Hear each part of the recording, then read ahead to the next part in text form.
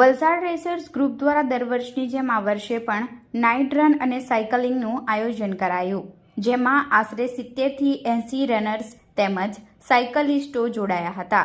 આ રન રાત્રે 10 વાગે સર્કિટ હાઉસ પોસ્ટ ઓફિસથી શરૂ કરવામાં આવી હતી. પૂર્ણાહુતિ રાત્રે 1 વાગે થઈ હતી. આ રનનો મુખ્ય હેતુ હેલ્થ અવેરનેસ માટેનો હતો.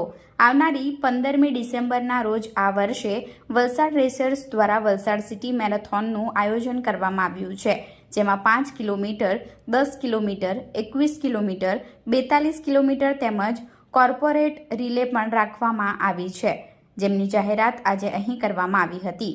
નાઇટ રનની શરૂઆત પહેલા વલસાડ રેસર્સ ગ્રુપના સભ્યો એવા પિયુષભાઈ ટંડેલ તેમજ જેસલ પટેલ, જેમની આજરોજ બર્થડે હોવાથી તેમની કેક કાપીને પણ ઉજવણી કરવામાં આવી હતી.